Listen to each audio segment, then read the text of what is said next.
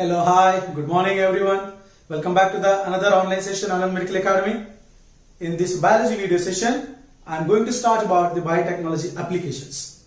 Absolutely, it is a continuation portion of the biotechnology processes or biotechnology principles in the last video session what we had discussed. In this part, all those processes, how they can be applied in the field of agriculture or in the field of medicine or in the field of research or diagnosis, how these biotechnology, every procedure have a role. That is simply called biotechnology application. How do biotechnology helps its procedures in agriculture and what purpose? Very simply, to increase the food production.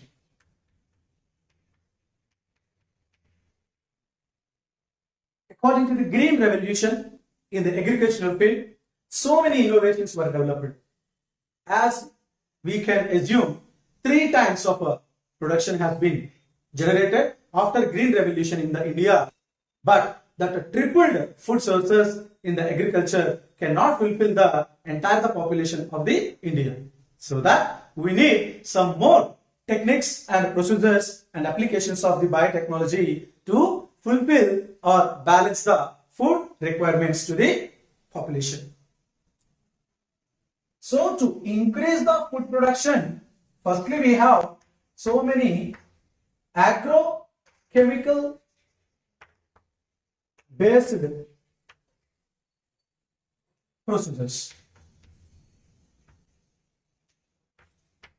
They are not related to the biotechnology. They are simply traditional methods. This is what? Traditional methods, in which farmers are generally using conventional methods to get a more yield. But here the drawback is, number one, they have to use chemicals. Chemicals like insecticides, pesticides, and some sprays. They can spoil the biodiversity. Right. We may get more amount of product. Nothing but yield is very good in number, but the quality reduces. The second important thing is the first one, they are using chemicals. The second one, the drawback in the agrochemical based processes is quality reduces. Quality will be reduced, not about the quantity. Understand? The third important thing is they are too expensive. So farmers cannot bear such expensive chemicals to spray as a fertilizers to protect their crops and to get good yield. Sometimes the profit amount is lesser than the amount they invested on the fertilizers. And the fourth one is varieties will not be evolved. So that is the reason agrochemical based procedures are failed, so that biotechnology can be evolved and a necessity was initiated. So agrochemical based procedures in the Department of Agriculture using since so many centuries, but these are the drawbacks. What are the drawbacks by the agrochemical based agriculture? Number one is we are using chemicals as a fertilizer, so that they are insecticides, they kill the insects, and they are pesticides, and these sprays are also reducing so many species, that is also an impact of ecosystem. And secondly, the quality will be reduced. The kind of fertilizers may increase, the product, that is nothing but quantity will be increased, but not quality. The third one is the farmer cannot bear such things. The fourth one is by using these chemical fertilizers, the plants will not be evolved through different varieties. That is the reason the second thing we followed, that is organic agriculture or organic based procedures. In organic agriculture, there is no need to use of chemicals by normal and natural methods we used to follow. Natural methods. So that here quality will be good. Quality is good. When we come to know about the quantity, it will be less. So that is one of the drawback.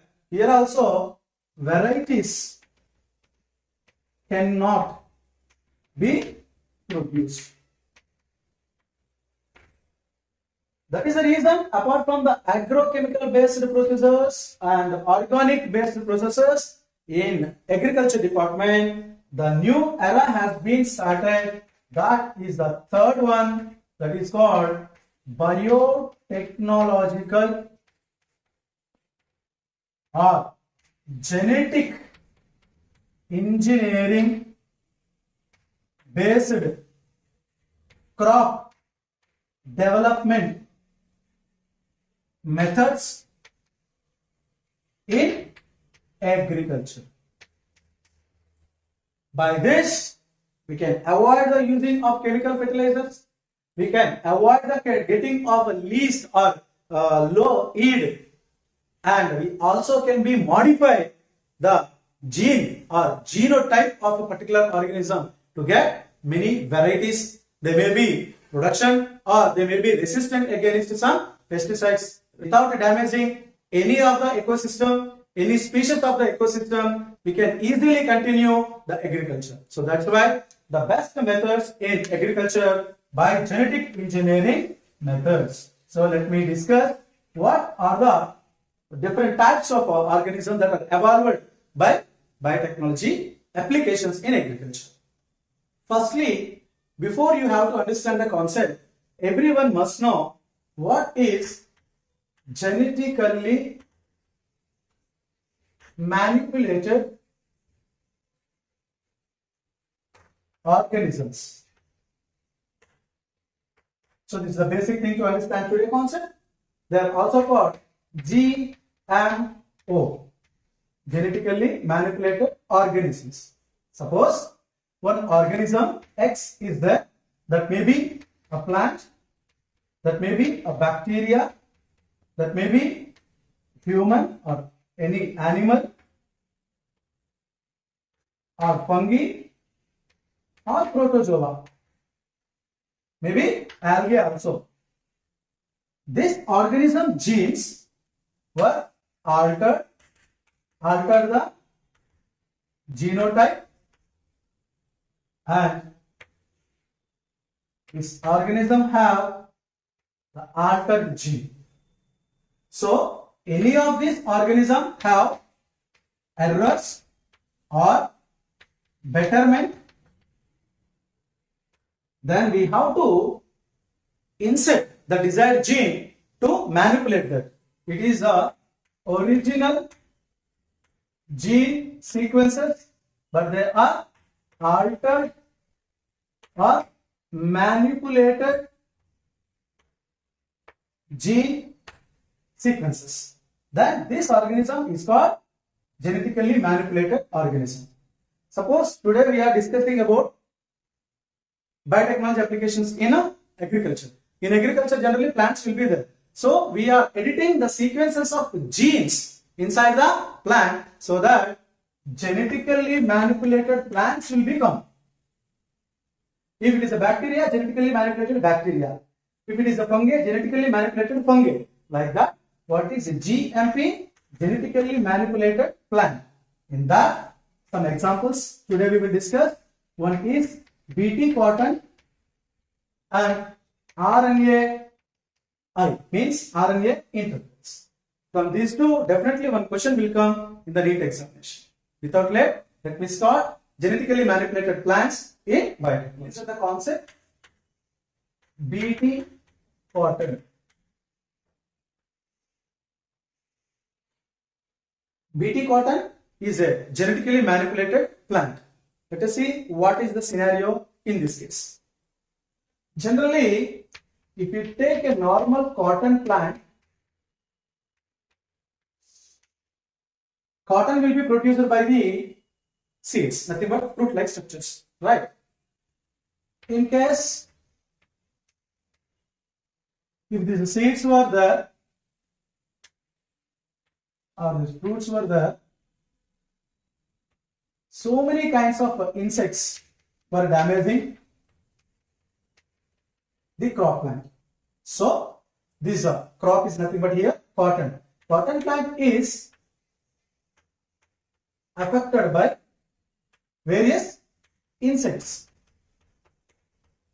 In that, some categories are there. Lepidopterans. Lepidopterans means tobacco worms, army worms, cotton bollworms, or cotton borers. They use to bore the seeds or fruit-like structures so that aeration will be changed and product will be less. And in other category of insects, Coleopterans. In the Coleopterans, beetles comes over there. Generally, you have an idea. Beetles, red color, green color, beetles will be there. As these beetles are making such a kind of a crop as their habitat, they damage the different types of plant parts and it leads to less yield or zero production. And other category of insects here, they are dipterans. In the dipterans, mosquitoes, bees, and flies comes over there. So finally, there are three category of insects are used to damage the crop. Commonly, that is belongs to cotton type. They are lepidopterans, coleopterans, and dipterans. All the three categories of insects are naturally damaging the crop. That leads to less quality or less or decreasing in the yield, that damage to the product as well as the loss to the farmer. So to decrease these effects or to avoid the damage by these insect actions, if we use chemicals, then there is agrochemical based methods. Then lot of drawbacks were there as just before we discussed. How does this problem will be avoided? By using genetic engineering methods. That is how this general cotton evolved into genetically engineered cotton, that is called BT cotton. Here one should understand that BT means not biotechnology. Here BT means Bacillus thuringiensis. Thuringiensis is a strain, nothing but a variety of bacteria from which a gene is extracted and the gene is inserted into plant later, that is avoided all these kind of problems. It is a tremendous application in biotechnology principle. In the green evolution, a lot of changes takes place through this. Let us see how the BT cotton has been developed now. So guys, Bacillus thuringiensis is a bacteria. Generally, it has a DNA as its genome. Its genome has a sequence. If you understand this sequence, this gene is called Cry gene. Very important. CRY. The gene name is called Cry. Here the Cry means crystalline in nature. Means this gene undergo transcription, gives mRNA. This mRNA undergoes translation, produce a protein. This is protein. This protein is crystalline in nature. Crystalline protein. And this protein acts on greater 7 pH. Nothing but in only alkaline medium it will be activated. One more time I will tell you about this protein. This protein is crystalline in nature. That's why the protein coded gene is called Cry gene. Why? In the BT cotton, the Cry gene is named because the gene is responsible to a protein. The protein nature is crystalline. So that is why the protein producing gene is called cry gene. So this cry gene undergo transcription and translation given a protein. What are the characteristic features of that protein? Protein is a crystalline nature physically. Protein is generally it is in inactive stage. Once the protein is present inside the alkaline medium, it will be dissolved and act as active stage. Then only their work will be started. Clear? So this is help you to understand why such a kind of insects are avoiding damaging of the particular crop in the soon.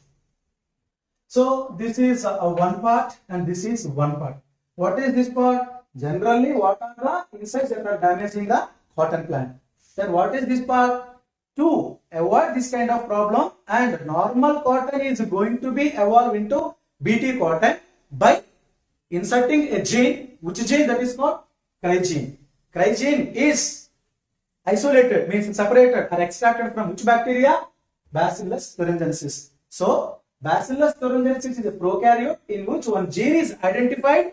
That gene giving a protein by transcription and translation. So that protein is a crystalline nature. Mainly it acts on only alkaline medium. So one more important thing about this protein is this protein has toxicity or toxic in nature. What is toxicity? It acts as a poison. Poison in which medium? Only in alkaline medium. Otherwise, you might have an idea that, sir, if the protein is a toxic in nature, if a protein is the toxic in nature, why doesn't this protein kills bacteria? Have you understand my question? Bacteria gene itself produce the protein. Inside the bacteria, the protein will be produced. But why not this protein is killing bacteria? Why this protein can kill all these category of insects is my question. Answer is, in bacteria, alkaline medium was absent. Number one. Number two, even protein is produced inside the bacteria by gene, by transcription and translation. The protein is in only crystalline in state. Crystalline state protein is inactive state. Very important thing. So, protein has two forms. Number one is inactive state. Number two is active state. Where does inactive state? Until it is in crystalline or it is in the acidic medium or neutral medium, it is inactive stage. When does it will become active stage? When the protein is existing in alkaline medium or pH is more than 7, then this crystal protein will be dissolved and forms a liquid structure that is called toxic form or active form. This thing is not happening inside the bacteria. Reason, inside the bacteria there are no alkaline structures or alkaline presence. That is why always inside the bacteria, even the protein is produced that is in inactive protein or precursor of toxic nature. Clear? So this type of protein producing gene will be isolated, separated, and you know very well, if this gene is inserted into the plant, plant is a target. This is a desired gene. Now, who is required here? Between the gene and the target, vector is required. So let us see how this gene is inserted into plant to make normal cotton into BT cotton. Now see the procedure, how a normal cotton is going to be a desired cotton called BT cotton. This is a gene. Which gene this is? BT gene. This gene is also called cry gene. A gene could be able to produce crystalline protein, right? This gene is extracted from a bacteria called Bacillus thuringiensis. Right? This gene is incorporating with a vector. Vector is a vehicle to carry the foreign gene along with its gene, right? Gene sequences. Here the vector is Agrobacterium tumefaciens. Agrobacterium is a genus, tumefaciens is the species. So, this bacteria, from this bacteria, vector has been developed. Through that vector, it is that, then this is the foreign gene, means desired gene.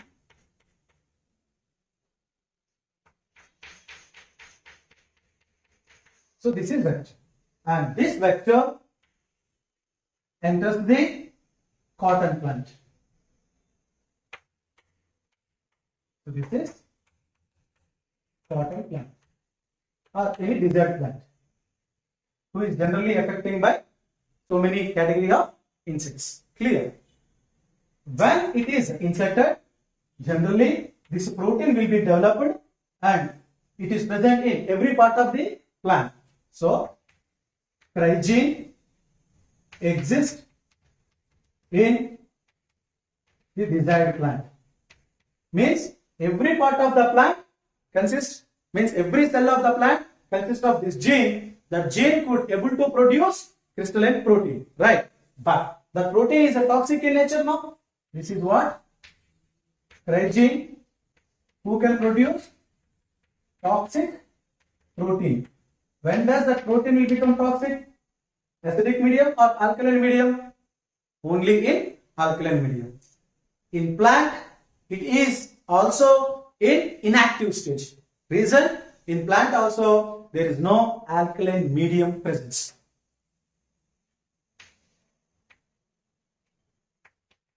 Inactive protein exists. As the gene exists in every cell of the plant, inactive protein or crystalline protein is existing in particular plant. If a beetle or an insect comes and infects this plant, then generally insects are eating the leaves, right? Okay. If any insect, try to damage the plant by eating leaves, then this crystalline protein will enter. Observe carefully. The gene inside the plant, whose gene actually that is? Bacillus thuringiensis gene. Why we extracted the gene? The gene has a capacity to produce a protein that is toxic for insects, not for plants. So, the protein is crystalline in nature in the plant. When an insect comes and generally eating the leaves, along with the leaves, the protein also gets inside the stomach or digestive gut of the insect. Once this toxic protein or crystalline protein enters the digestive tract, what will happen? Suppose if it is the digestive tract of the or alimentary canal of the any insect, generally this alimentary canal has a epithelial tissue lining. Epithelial tissue lining, what is this? Epithelium lining. And this is gut, means digestive system. Gut of the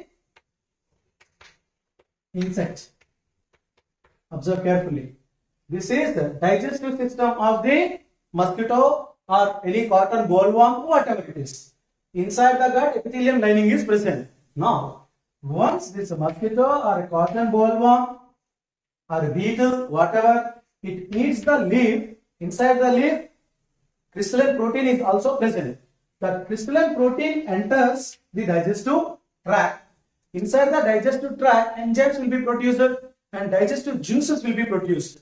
In the intestine, alkaline juices will be produced. So, all these are alkaline juices. In the alkaline juice, the crystalline protein will become dissolved and will become active. I already told you. Crystalline protein is in inactive stage. When it enters to alkaline medium, it will be active. So crystalline protein becomes dissolved in that alkaline medium and active and damages all the intestinal lining. Then perforation takes place. Perforation of gut means digestive system epithelial lining will have some pores, nothing but openings. Then the particular tissue will be damaged and swelling. Then that leads to death of particular insect. So insect is dying. But here we are not using any kind of sprays or fertilizers or chemicals because of the gene, because the natural habit of eating of a particular insect, the protein present, which protein that is? Cry protein. Gene is produced the protein inside the leaf. Along with the leaf, that protein gets inside the gut of the or elementary canal of the insect. Inside the elementary canal of the insect, due to the presence of alkaline digestive juices, the crystalline protein dissolved and it becomes toxic substance. Because of that toxic substance, elementary canal or epithelial lining of the insect will be damaged and swelling takes place, then insect will be dead. So as it is repeating, so such a group of insects or species are avoiding the eating of a particular crop by their only sense. So over the period of time, cottons can be easily avoided by the actions of all the categories of the insects. Then such a cotton is called BT cotton. So this cotton will become BT cotton. Why it is called BT cotton? It is genetically manipulated. This concept is also called RNA interference or RNAi. Let us see what is this concept and its story. Generally, you have an idea about nematode, right? What is a nematode? In animal phylum, we had discussed that Aschelminthes is also called nematode. So, nematode is also called Aschelminthes. Some roundworms. If you want a clarity, Aschar is an organism, animal which belongs to the roundworm. It is also called commonly roundworm, which belongs to the nematode. So, Meloidizine incognita. Spell again. Meloidizine incognita is a nematode which generally infect the root system of so many crops. Suppose one example if we take, that is tobacco. If this is a tobacco plant, then tobacco root system will be infested by this organism, that is belongs to nematoda, that results some root knots. So it damages the roots and forms the root knots. This organism not only affecting the plants, so many animals including human also. So many nematode parasites are there now. Platyhelminthl and Aschelminthl organisms are considered as parasites. So this is also a parasite which can affect both plant as well as animal. But according to this concept, we will call this for plant. So generally it is affecting a plant root system. So that results so many root knots will form. Generally the root function is to absorb the water and mineral from the soil. When these root knots were absent, then the function is very normal. Due to the presence of these root knots, then xylem phloem structures will be disturbed and mechanism of absorption lacks. Then roots cannot attain their functions properly, so that it will be affected to all the parts of plant. Then plant will be died and crop will be degenerated, then ultimately lost to the farmer. Let us see how this kind of knots will be formed in a quick manner. Generally, MI means Meloidizine incognita. Inside there was a gene, so you just think that is a DNA. This DNA undergoes transcription, right, and gives single stranded mRNA. So what is this? This is mRNA. And this mRNA provides a protein. It is a polypeptide chain. This protein helps in the many metabolic activities so that this organism can sustain inside the roots of the particular plant. So this protein is affecting the plant. If this protein is not produced, the plant cannot be affected by this organism. Have you understand this? The root knots are formed by this organism due to a particular protein. This protein is coming from transcription and translation. This is central dogma of molecular biology. Here translation is there. If this protein is unable to produce in this organism, plant root system will not be affected. So this problem will be zero. So we have to concentrate, means scientists has been concentrated how to suppress this protein. So that there was a technique they found that is called RNA interference. What is that? RNA I. This I means interference. How this technique helps so many plants like tobacco to avoid the actions of this pest, and how it will be turned into pest control or pest resistant plant. This is a very important concept, and I am telling you this is completely new to you, so listen carefully. RNA I, also called RNA interference, is a mechanism that exists in all eukaryotes.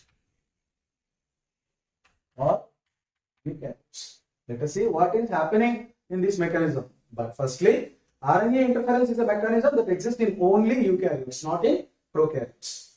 And this RNA interference, also called mRNA silencing. mRNA silencing. In the conclusion, you will come to know why RNA interference is also called mRNA silencing. Generally, we have to extract a DNA. What is the DNA? DNA that could able to code for a protein which forms root knots. Okay, just before I told you, in a nematode, Melodosine incognita organism have a DNA. In that a particular sequence helps to produce protein by transcription and translation. So the gene responsible for that protein we have to isolate by some techniques. Already such techniques we observed in biotechnology procedures, and this is what called double stranded DNA, right? This double stranded DNA we have to insert it into the plant, nothing but plant cell. So to insert, one vehicle is required, that is what called vector. That vector name is Agrobacterium rhizozoa. So Agrobacterium species are very common vectors used for GM plants, nothing but genetically modified plants. So vectors are so many types in that: plasmids, cosmids, bacteriophages, and so many TI plasmids are also there. So TI plasmids are the vectors. Generally, we have to use it for plants. In that, Agrobacterium is one thing. Means TI plasmids are present in Agrobacterium. This vector helps to carry the double-stranded DNA that is belongs to Melodosine. Gene is recombinant with the vector, and this recombinant inserted into the plant. Which plant? It may be a tobacco plant or any other plant. Okay. Then generally in the brinjal also this kind of problems are arising. In this plant, what is happening? Let us see. Once this double-stranded DNA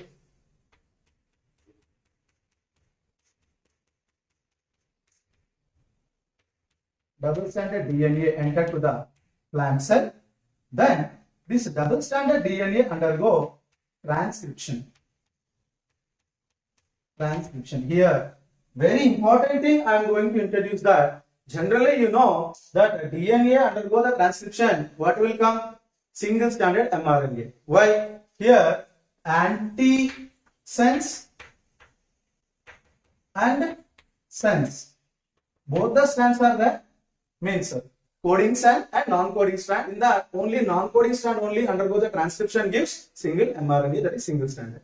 But in this case, generally what happens, double stranded DNA undergo the transcription.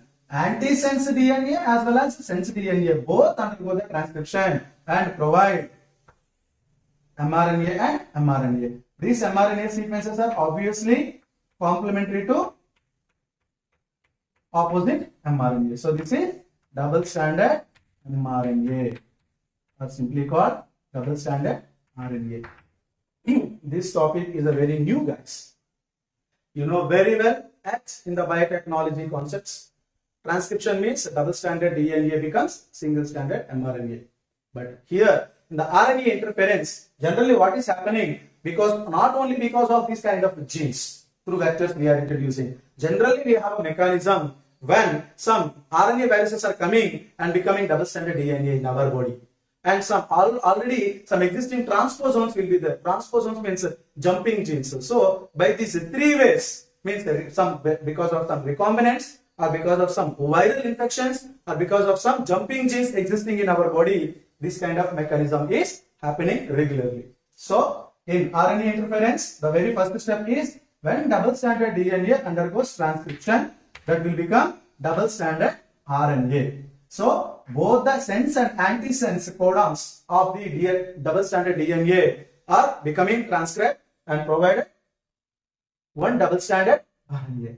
This double stranded RNA inside the plant identified by RNA induced silencing complex. Very important step. Here you should not confuse. So you know very well that how double stranded RNA comes. Double stranded DNA undergo the transcription provide double stranded RNA inside the plant cell. This double stranded RNA identified by a complex. We can take a structure like this for our imagination. What is this? This is RNA inducing silence complex. So RNA inducing silencing and complex, RISC. So RISC plays a very important role in the RNA interference. Without RISC, this double stranded RNA will not become two single RISC little later. But you think this is a double stranded RNA. This double stranded RNA become so many fragments. I am telling here fragments, not single strands. Guys, these are called siRNA. Smaller interfering RNA. The types of RNAs we discussed already. So this is a double stranded RNA. So by some RNA ases. RNA is the three type of enzyme. This is also called dicer. Very important word. Where does a dicer will be used in entire process of RNA interference means to make the double stranded, a lengthy double stranded RNA into some pieces of double stranded RNA. So that may be equal to 20 pieces. So one long RNA has been fragmented into nearly 20 small pieces. Each piece is called smaller interference RNA. Along with the siRNA, miRNA is also will be formed. But the result of dicer double stranded RNA becomes so many fragments of siRNA. These siRNAs are collected by the RISC. RISC means what? RNA induced silencing complexes. Suppose how it will happen, let us see. Once one of the siRNA, what is this? siRNA. Once that siRNA went into the complex of RISC, means RNA induced silencing complex, then it will become separate.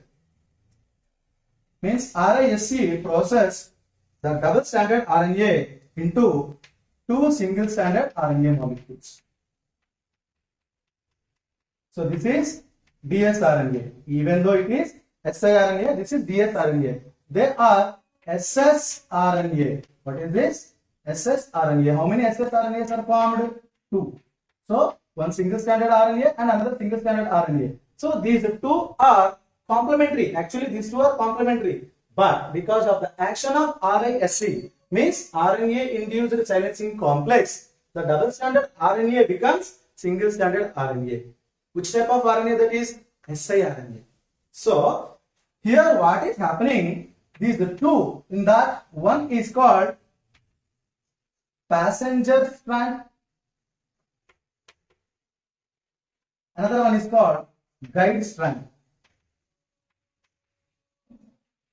So, one is called passenger strand, another one is called guide strand. So, here, till here, no need to confuse. Again, I will tell you. First, double-stranded DNA we are injecting into the plant cell by using a vector called Agarobacterium rhizozoa. Clear? When this double-stranded DNA went into the cell of a particular plant, inside the cell, it undergoes the transcription, and both antisense and sense strands of double-stranded DNA transcribe and provide two mRNAs. Then both are combined form double-stranded RNA. So you know very well the transcription result only one mRNA, but both the strands are transcribing. Then both mRNAs will form. Both mRNAs will combine together form double-stranded RNA. So once this double-stranded RNA formed, because of the action of dicer, generally dicer is RNA cutting enzyme. So action of dicer, this is a very lengthy RNA, double-stranded RNA molecule become pieces. Nearly they are 20 in number. Then each one is called siRNA. What is the stand of si? Smaller interference RNA. It is interfering in further. That's why it is called interfering RNA. Its size is very small. That's why it is called small. So totally it is smaller interfering RNA. This smaller interfering RNA incorporated with a complex-like structure in which it is processed into two single-stranded. That structure is called RNA-induced silencing complex is called RISC. It's not a risk, that is RISC. Clear? So RISC complex, in that double-stranded siRNA processed and form one passenger strand, another one is guide strand. This passenger strand will degenerate. So no use over there. This passenger strand will be degenerate. Then this guide strand is playing a very important role. Now let us see how this guide strand helps in the conclusion of the RNA interference. Before starting RNA interference concept, I introduced you how Melodosine incognita affects the root system of a particular plant like tobacco because of a protein, right? So scientists discovered that if we suppress the protein, this problem will not be erased. Now we have two concepts. Number one is how Melodosine incognita affects the tobacco root system with that protein. Number two, how this guide strand will form in the process of RNA. Now I am going to conclude these two concepts to have a solution for the pest resistant plant, or also called transgenic plants. See. So this is the first concept. In first concept, what is happened? Melodosine incognita have a DNA sequence. That DNA sequence undergoes the transcription and gives mRNA. This mRNA undergoes the translation, gives a protein. Because of the protein, this organism is performing so metabolic activities. That is why some root knots will be formed that damages the plant. Right? If this protein will not form, there were no root knots. If root knots were not there, then plant can comfortably absorb water and minerals. Then it can sustain happily. So that the protein cannot produce, means when we introduce this double-stranded DNA that undergoes the transcription and provide a double-stranded RNA, when this double-stranded RNA act by the dicer, nothing but RNA enzyme, so many fragments of double-stranded will form, but such a small sized double-stranded RNAs are called siRNA.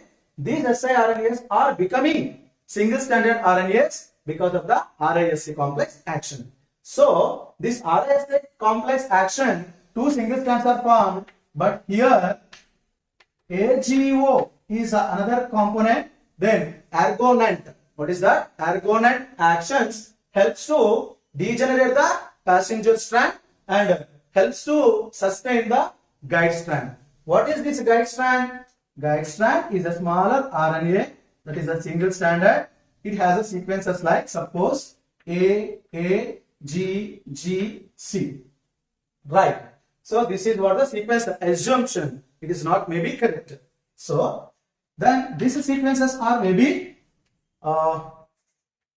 G, C, T, T, A, G, C, G, C.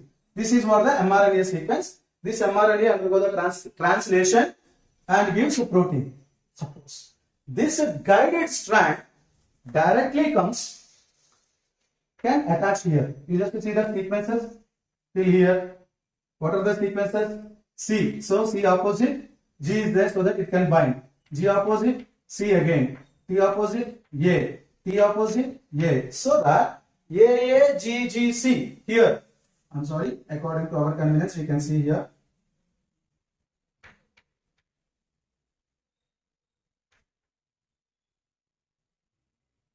So that here we can write G, again G, A and A. So not entire the sequence.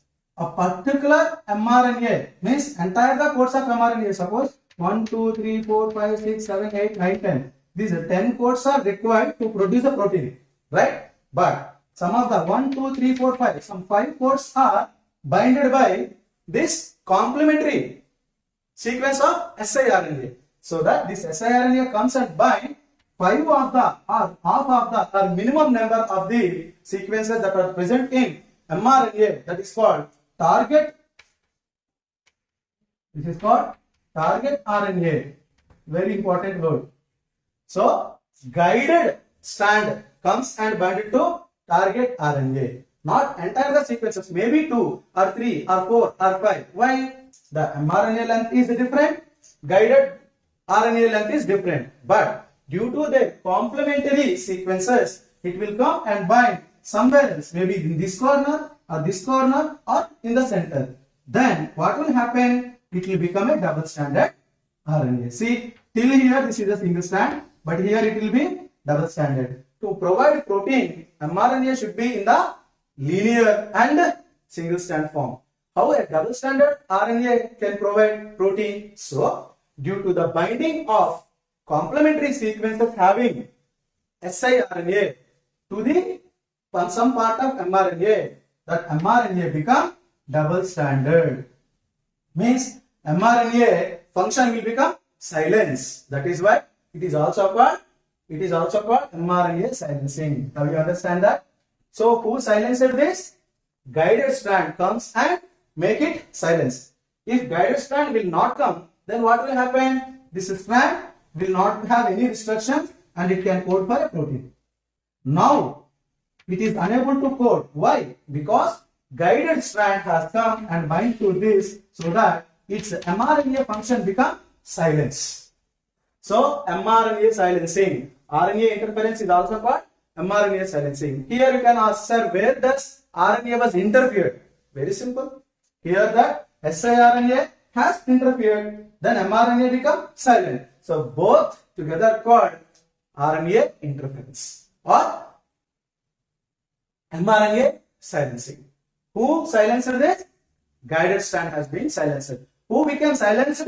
mRNA becomes silenced. It is also called target RNA. Who interfered? Guided strand of siRNA has been interfered. So this is how a plant means this organism is suppressing the synthesizing of protein. This protein is very important for nematode.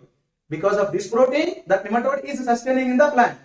Because of this transgenic mechanism, means produced some gene over there, then what happened? The protein synthesis mechanism is stopped. So where does the prevention taken? After transcription, in the translation process, it has been done. Clear? So mRNA silencing means what? When? After transcription. So that post-transcription silencing. RNA interference is also called post-transcriptional silencing. So this is how the plant can be easily saved by the action of a particular nematode. In tomato, brinjal, and so many crops like what's that called? Today we discussed that is tobacco. So many plants are easily avoiding the actions of so many. What is gene therapy? Therapy means what? Treatment. By using genes, we are treating some genetic disorders is a definition in simple manner. But a peculiar definition for the gene therapy is here. The use of bioengineered cells or other biotechnology techniques to treat human genetic disorders is known as gene therapy. So, gene sequences of DNA. Therapy, treatment. So, not with any medicine. Okay, instead of a medicine, we are using some DNA sequences to treat a kind of error in human body. Let us see in detail. In a cell, DNA sequences, in the nucleus, DNA sequences are there. These DNA sequences are performing a function. A X function is performing, that is normal or proper function. If any errors were there, suppose ATGC sequences are performing X function. If G is missed, how it will be missed? Due to some mutation. Due to some mutation or change, this genetic sequences become error. So, X function will not be performed. Then this is called genetical abnormality. So many genetical abnormalities were there in the Mendelian inheritance, principles of inheritance lesson, we come to know that. So this type of errors can be treated by synthetic gene. What is synthetic gene? That we can create, that we can generate exact sequences that required for to do the function of X. So here we are synthesizing A, T, G and C. It is one assumption only, not exactly. It is meant for one particular function. ATGC is normal gene or normal sequence. This gene we are inserting into the target. Then this target will have normal gene. It will do X function without error. This is what a simple representation how gene therapy done. With an example, after some time I will discuss it. The synthetic gene is also called therapeutic gene. Why? It is going to treat. So that this is called therapeutic gene. Then what is this? This is called error gene. So we are substituting, we are replacing the error gene with the therapeutic gene, or we are replacing the abnormal gene with the normal gene. Then functions will become normal. Such a therapy or such a treatment is called genetic treatment or gene therapy. For better understanding, let me take an example of a genetical error, then how it will be treated with a normal gene in case of gene therapy. The given example in the NCERT about gene therapy is ADA SCID. SCID means skin. The full form is severe combined immune disorder.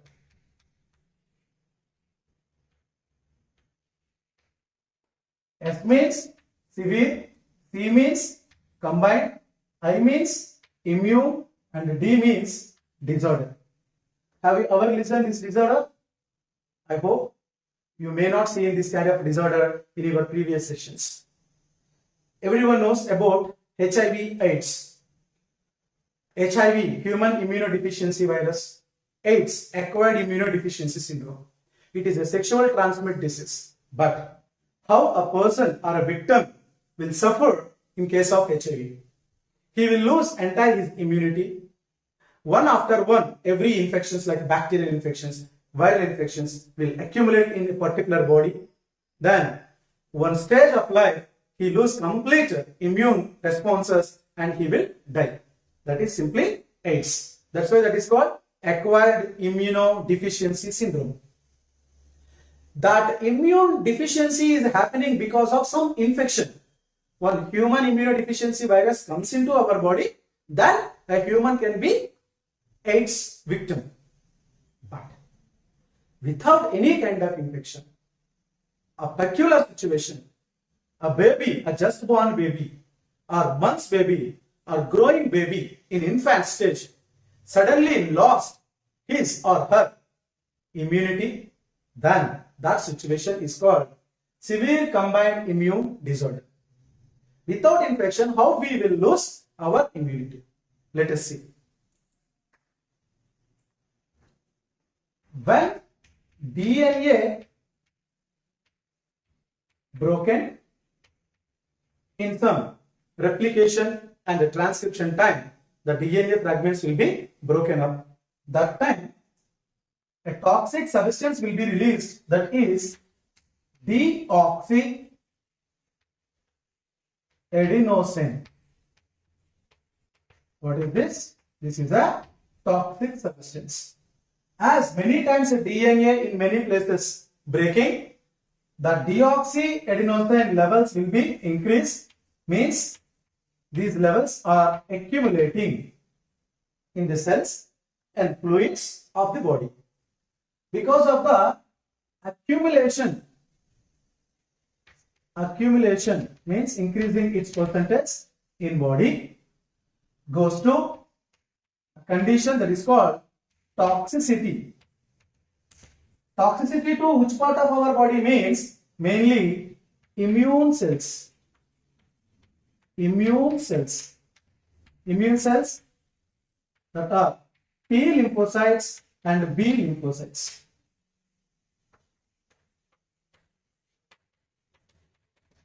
When this toxic substance is accumulating, first line defense system is also collapsed. So many phagocytes cannot recognize the entry of bacteria, or viral or fungal infections.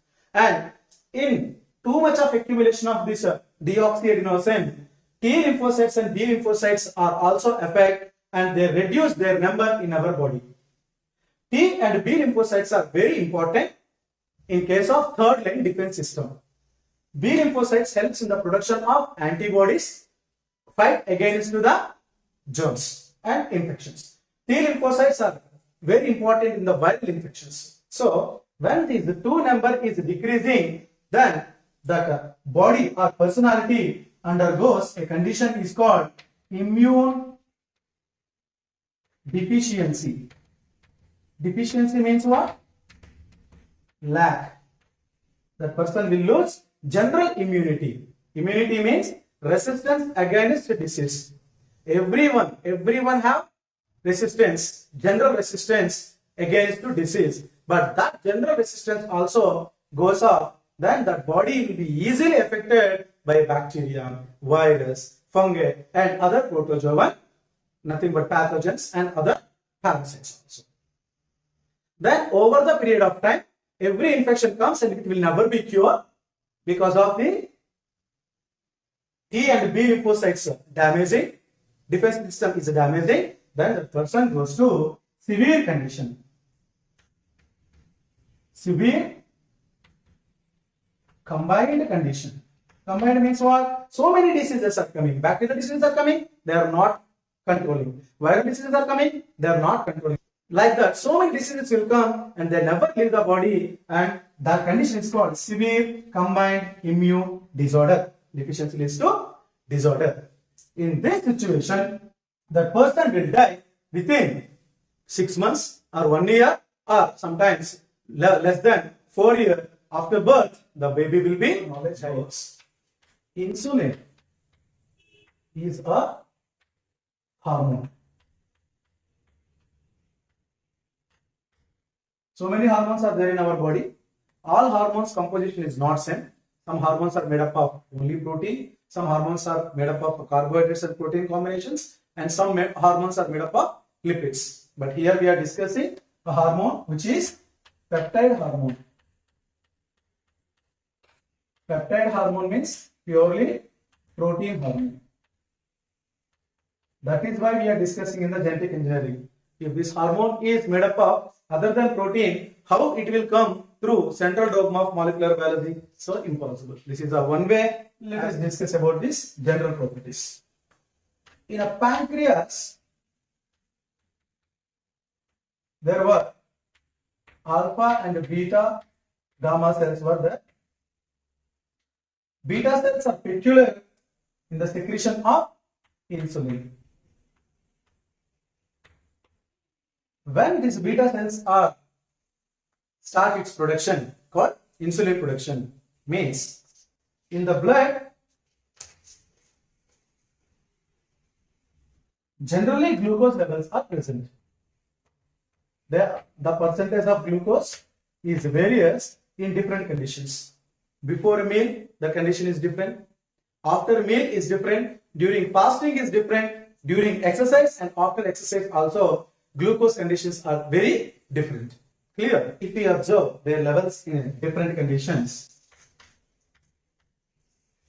Before meal, it is about 70 to 130 millimole per liter. Whereas after meal, in 1 liter, 140 to 180 millimole per liter. Whereas during fasting, they are less than 100 millimole per liter. At bedtime, means while sleeping, in our blood per liter, 140 millimoles will be there. This is very general. In case of a diabetic patient, these levels will be various. So, whenever all these are maintaining according to their situations, the condition is called isoglycemia. Isoglycemia is a situation in which blood is maintaining good glucose level, means enough glucose level without any deviations or errors. But by any chance the glucose levels are dramatically increased, then such a situation is called hyperglycemia. Hyperglycemia. So hyperglycemia is a situation in which glucose level in the blood per unit according to the time more than the normal. That time only beta cells will be influenced by osmoreceptors cell signaling process, then insulin hormone will be released. So insulin hormone will be produced by pancreas.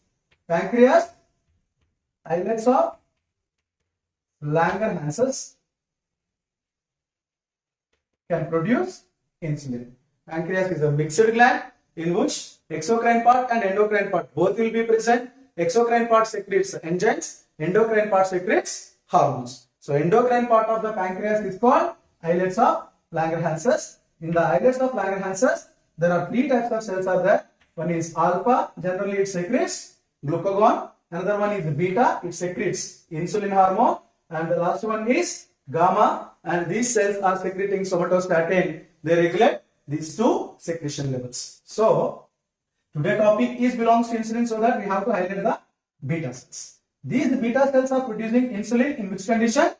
Hyperglycemia condition. This insulin will go and pick up excess glucose molecules than the normal and place in liver. In the liver, the glucose will be stored as glycogen. That is a different function. But insulin targets blood. This is what? Blood. It's a very important. Insulin is produced in pancreas from beta cells. Insulin is targeting blood. Once it targets the blood, what will happen? Hyperglycemia comes to isoglycemia. Here students will be confused. So insulin comes, excess glucose only can be picked up from the blood and makes the situation of blood condition is isoglycemia. But not it picks up more glucose molecules and release that and give the condition hypoglycemia. So it lower the glucose molecules from hyperglycemia condition to isoglycemia condition. That's it. So in extent this topic, you have to understand the structure of insulin in general and To understand this phenomena, one student understand the structure of insulin. Then only we can move this topic towards genetically engineered insulin. So without let me introduce the structure of insulin in detail. Insulin hormone have total 86 amino acids in its entire structure. Whenever 86 amino acids are present in its structure, that is called inactive or pro-insulin. This type of insulin cannot be perform function like picking the glucose molecule at hyperglycemia conditions. So generally at the time of production, pro-insulin structure will be there. Once it will be activated along with the proinsulin, zinc ions also will be produced in the blood. Then that active insulin only can perform glycemia condition, means isoglycemia condition. Let us see. These 86 amino acids have 3 peptide chains. In that, chain A and chain B and chain C. These 3 chains together form this structure. A chain will have 21 amino acids and B chain will have 30 amino acids. So 86 minus 51, there were 35 amino acids. So C peptide have 35 amino acids and B peptide have 30 amino acids and A peptide have 21 amino acids. Let us see the proinsulin structure first. So A peptide I am drawing here. 1, 2, 3, 4, 5, 6, 7, 8, 9, 10, 11, 12, 13, 14, 15, 16, 17, 18, 19, 20, 21. So 21 amino acids with 20 peptide bonds, right?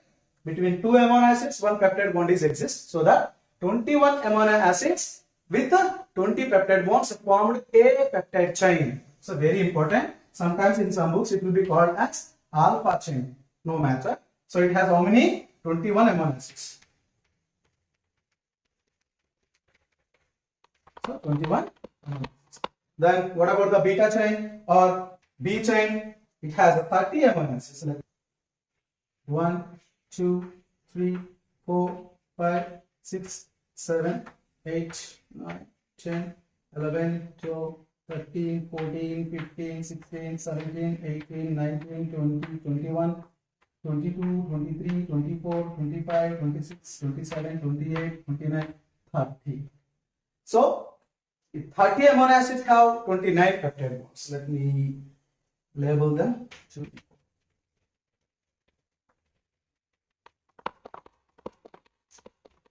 Clear? Then C peptide chain. So very important part. It is connecting both A and B. It is connecting like this. 2, 3, 4, 5, 6, 7, 8, 9, 10, 11, 12, 13, 14, 15, 16, 17, 18, 19, 20. So total how many we have to draw? 35. That we have drawn 20. 21, 22, 23, 24, 25, 26, 27, 28, 29, 30, 31, 32, 33, 34, 35. So this is the structure of proinsulin, means inactive insulin. At the time of production in the beta cells of the pancreas, nothing but islets of Langerhans cells, it will be like this. So let me count here. 1, 2, 3, 4.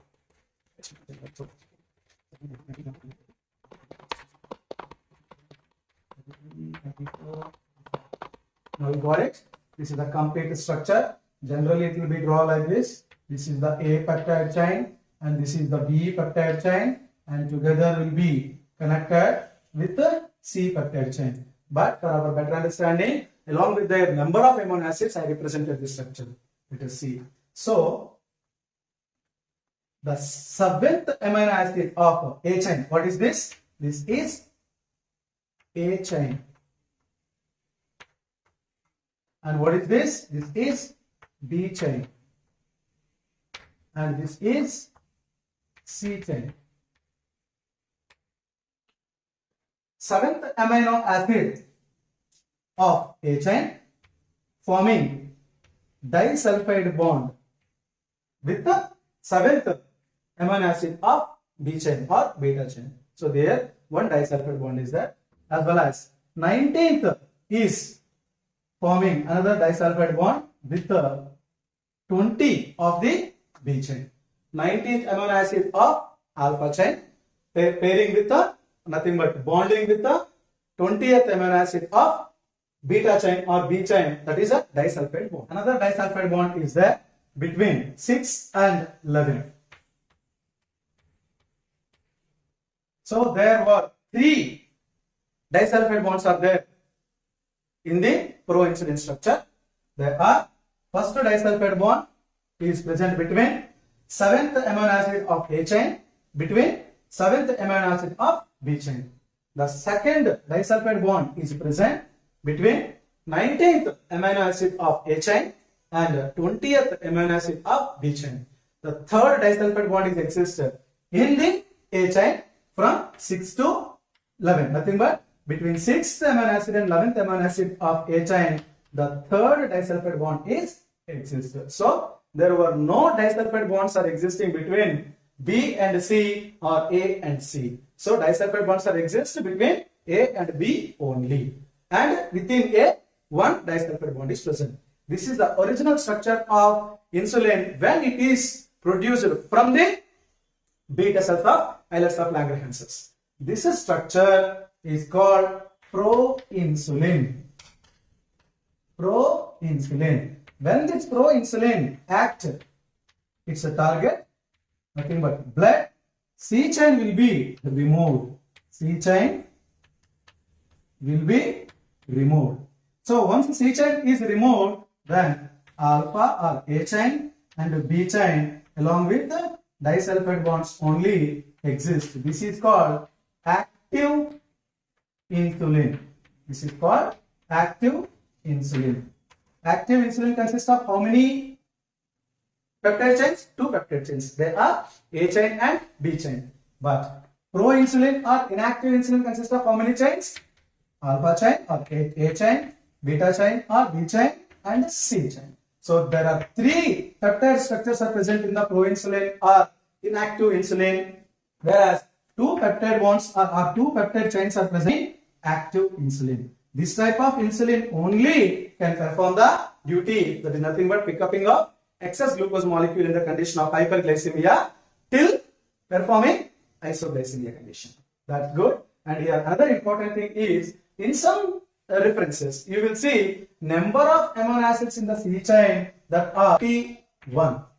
How it will be? Here I said that 35, right? But when this C chain is releasing out or the C chain is associating with A as well as B, here these 2 are processing the bond between A and C, and these 2 are processing the bond between B and C. So that total there were 35 minus 2 plus 2, 4. So 35 minus 4 is equal to 31.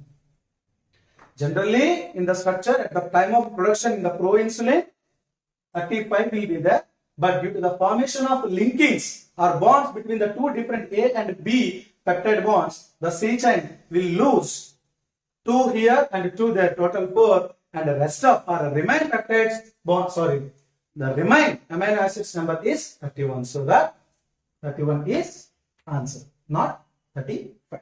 I hope you understand this concept. So this type of insulin help us to keep up extra glucose molecules and stored in the liver as glycogen. In generally, if all our physiological activities are going good, insulin performs its own function. But unexpectedly, a diabetic patient, what is the reason for the diabetes? Maybe inheritance, hereditary from the forefathers, over the generations it may pass, because it is a protein now. The protein is coming from mRNA. mRNA is coming from DNA. So if any error is there in the DNA which synthesize A and B and C chains, then definitely the born baby or growing baby or school goer or college goer also will have diabetes, nothing but commonly called diabetes mellitus, that is sugar disease. In that case, we have an alternative. What? Insulin will be injected before meal or after meal. Very common question here is, why should we inject insulin? Why not we have to ingest the insulin orally? Answer is, if you ingest the insulin orally, it will be digested in our stomach. Why? It is a protein made up of many peptide bonds or polypeptide chain. Then in our stomach, protease will be there. No, what is that? Pepsinogen. It will become pepsin. Act on this peptide bonds and it will be break. As it is, that insulin cannot go into the blood. That is the reason. If you ingest the insulin orally, it will be digested in our stomach. So its function will be absent. That is the reason insulin can be injected into our body through blood intravenously. Okay. So these three are performing the main function, or two. Out of three, only two are performing. So that while preparing this genetic insulin, we have to synthesize the polypeptide chains that are A and B. C is not required. Generally, C is producing. Here, one should understand, no need to confuse here. 1, 2, 3, these three are forming, but performing structure having only two chains. If you want to synthesize genetically that insulin structure, no need to synthesize the C. Why? C doesn't have a function. When the C is removing, these two are becoming activated and disulfide bonds are forming. At the time of activated insulin releasing, zinc ions also will be released. But here the point is, does any requirement of C in the performance of insulin? No. Then why you have to waste the process, waste the money, waste the time to synthesize C peptide? So that genetically engineered insulin doesn't consist of C chain. Then what we have to synthesize by biotechnology methods? A chain and B chain separately. A chain having a 21 amino acids, B chain having a 30 amino acids. So how these two chains are synthesizing and how it will later it will become humulin, nothing but genetically prepared insulin. Let us see. Guys, here I would like to tell you some interesting points about the insulin makeup. About 3-4 decades back, insulin can be gathered by some cattle like a pig and some horse, okay, like a dog also.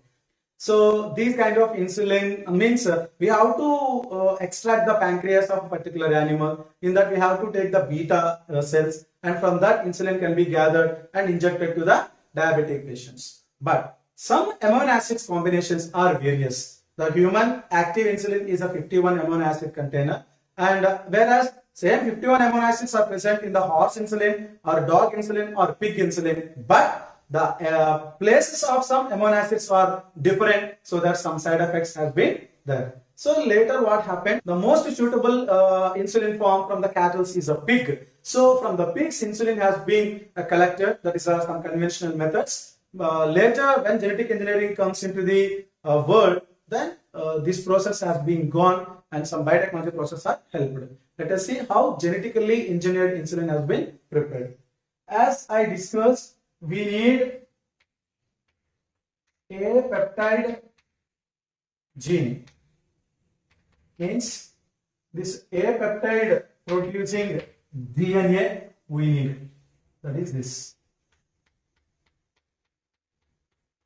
So for that we have to take the human pancreas, in the islets of Langerhans, in the beta cells. From the beta cells we using cell lysing enzymes, DNA will be extracted. Later endonucleases can be used to fragment the beta cells nucleus DNA. Then that DNA have A peptide sequences as well as B peptide sequences also.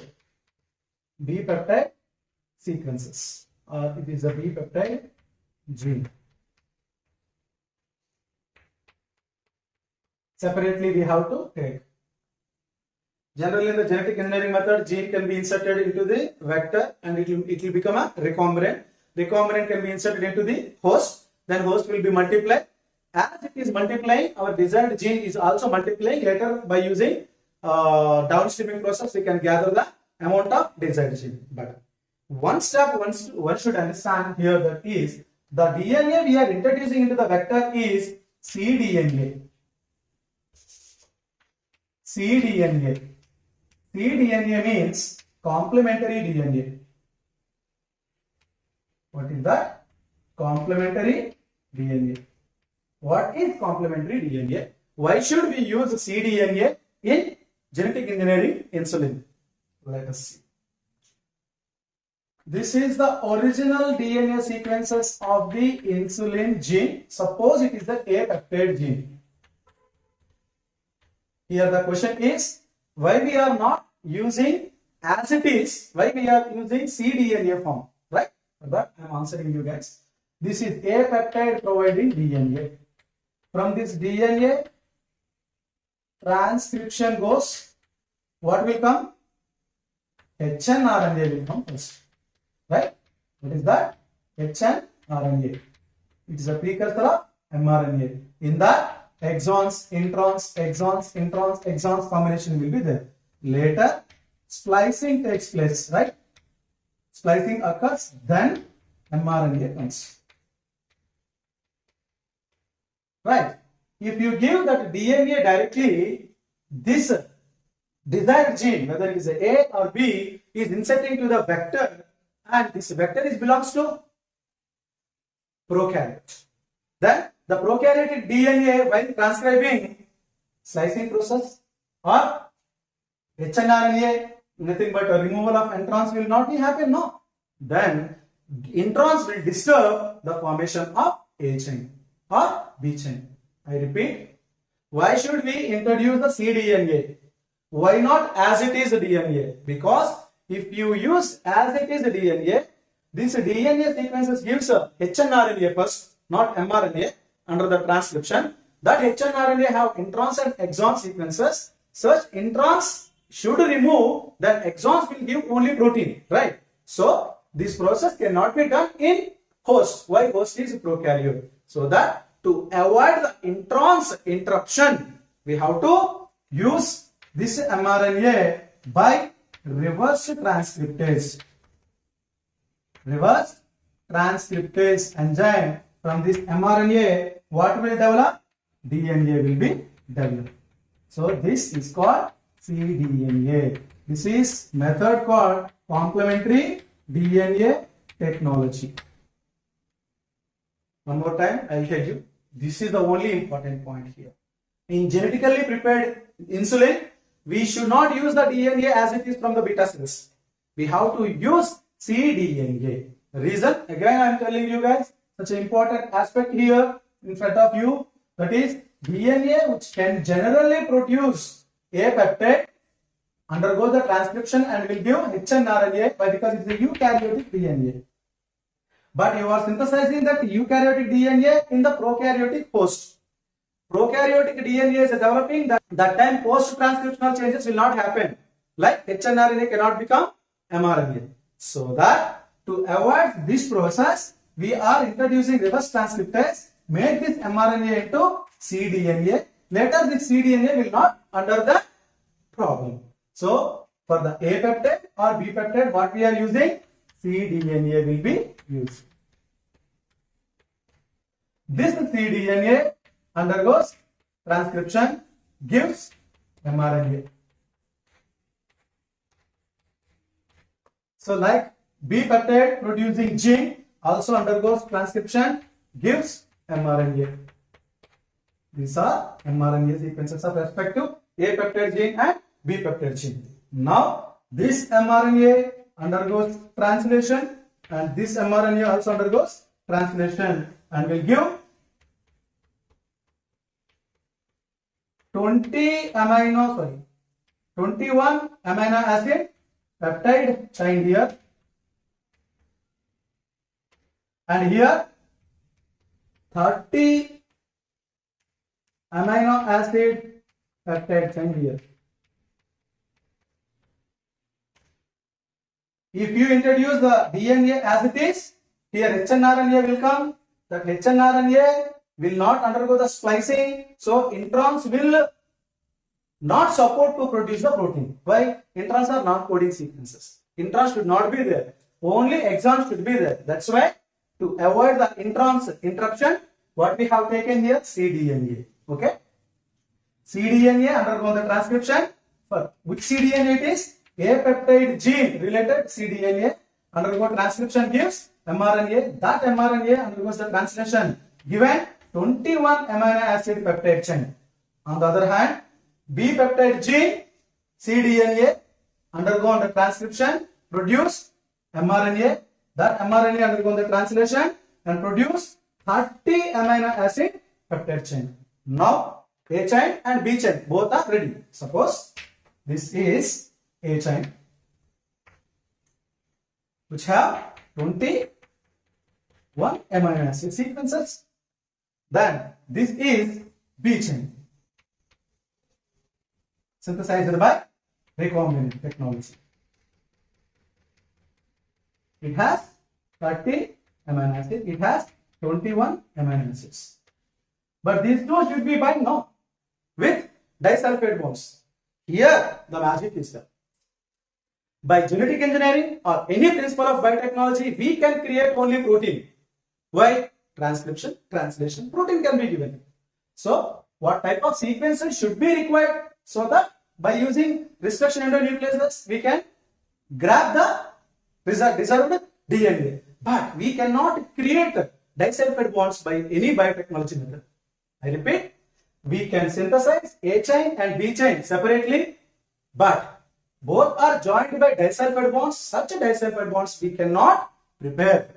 So that these two A chains and B chains, if you allow in a solution where disulfide bonds sources are present, then these two in the final step, A chain and B chain will be binded by disulfide bonds. Where does disulfide bonds are present? Between 7 and 7 and 19 and 20. Then this insulin is called humulin. We cannot call up this is insulin. Insulin is a name we can call up for generally produced by the beta cells. But here what happened? The scientists in 1983, Eli Lilly is a scientist who discovered or who prepared by using biotechnology process that is called humulin. Humulin is a human insulin, but that was prepared by using biotechnology processes. Who introduced this? Eli Lilly. When it was introduced? July 5th, 1983. Later, so many companies, pharmaceutical companies have come and applied so many advanced processes for this, for purification and isolation of the humulin. Suppose Humolog is also there. Humolog is also there, created by Eli Lilly and associated with the Ranbaxy Pharma. And so many nowadays, many expensive insulin, genetically engineered insulins are also there. But Humolog is more expensive in the market. So this is how human insulin can also be made up by using biotechnology processes. Clear? Important points one should memorize is proinsulin structure and how the proinsulin structure is differentiating with the active insulin structure, and what is the difference between insulin and humulin, and what type of DNA is using in the genetically engineered insulin, and what is cDNA technology, and what type of host will be used here. The host is obviously E. coli will be used. Here one more important point I can generate, that is E. coli is a prokaryote, but the desired gene which are introducing into the host is eukaryotic. So before methods, when we are extracting the insulin from the pigs and other cattle, so many side effects are there. Why? Because amino acids variability. But here, as it is same amino acid is coming, the reason why the E. coli is not so suitable host is eukaryotic gene is replicating in a prokaryotic source. That is why later in the biotechnology experiments, Escherichia coli is replaced with the Saccharomyces cerevisiae, means unicellular yeast. Yeast is eukaryotic.